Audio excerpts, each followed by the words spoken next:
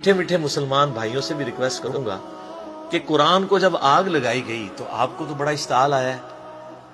لیکن جو کچھ آپ قرآن کے ساتھ کر رہے ہیں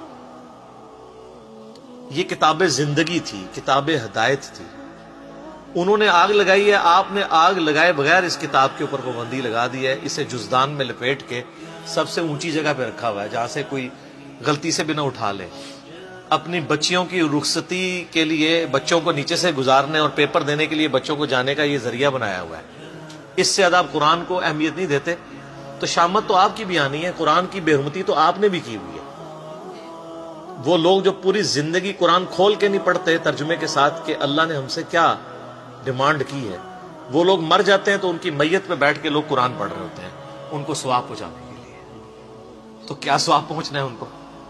خود ہی سمجھ لیں، جس نے خود اپنی زندگی میں اللہ کو سیریس نہیں لیا۔ سورۃ الفرقان کی آیت نمبر 30 ہے، 30 قرآن حکیم میں سخت ترین آیات میں سے ہے، پارہ نمبر 19 کے پہلے پیج پہ۔ وقال الرسول یا رب ان قوم اتخذوا هذا القرآن مہجورا۔ نبی صلی اللہ علیہ وآلہ وسلم شکایت کریں گے کہ اے اللہ میری امت نے قرآن کو پیٹھ کے پیچھے ڈال دیا۔ ہمیں تو بتایا گیا نبی علیہ السلام شفاعت کریں گے، انشاءاللہ ضرور کریں گے، لیکن شکایت بھی تو لگائیں گے، اور جب شکایت لگے گی پھر شفاعت کی انٹینسٹی کیا رہ جائے گی، اس کو بھی سوچنے کی ضرورت ہے۔ نبی علیہ السلام پوری زندگی قرآن قرآن قرآن قرآن۔ سورہ ال عمران کی آیت نمبر 103 ہے، وَاعْتَصِمُوا بِحَبْلِ اللَّهِ جَمِيعًا وَلَا تَفَرَّقُوا۔ اللہ کی رسی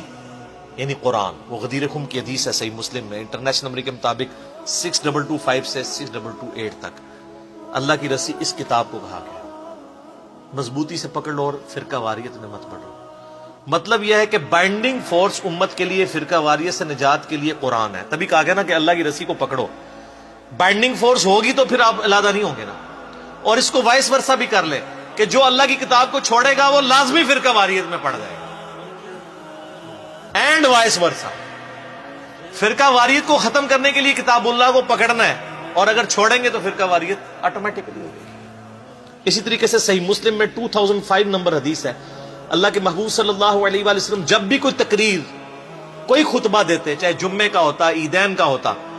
آپ علیہ السلام ہر خطبے کا آغاز اس سے کرتے حمد و صلات کے بعد، فَإِنَّ خَيْرَ الْحَدِيثِ كِتَابُ اللَّهِ، آگاہ ہو جاؤ کہ بہترین کلام، بے شک سب سے بہترین کلام اللہ کی کتاب ہے،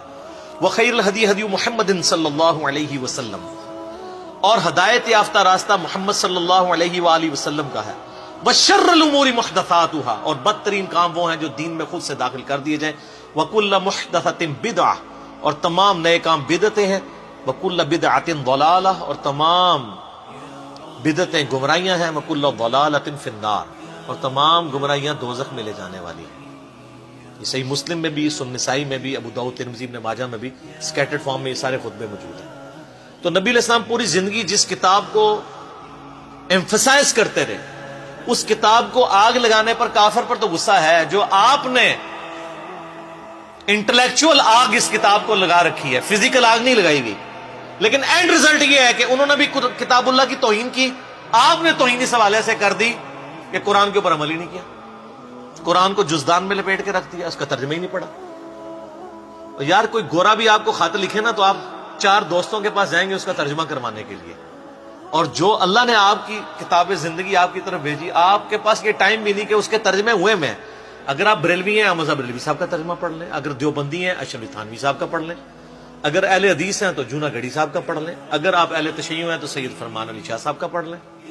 اگر آپ بالکل سادہ مسلمان ہیں کسی کا نہیں پڑھنا چاہتے نیوٹرل بندوں کا تو آپ مولانا مودودی کا پڑھ لیں، اور اسی طریقے سے فتح محمد جلندری کا پڑھ لیں، پڑھو صحیح، روند نہ مارو۔ تو قرآن کو انہوں نے آگ لگائی بھی ہے اور آپ نے آگ لگائے بغیر قرآن بین کیا ہوا ہے، اور اس سے بڑھ کر یہ کہ انڈیا پاکستان بنگلہ دیش کا مولوی کہتا ہے قرآن ڈائریکٹ نہ پڑھنا گمراہ ہو جاؤ گے۔ اگر آپ کو کوئی یہودی عیسائی آ کے کہ قرآن نہیں ڈائریکٹ پڑھنا آپ گمراہ ہو جاؤ گے، آپ کہیں گے اللہ کا دشمن ہے۔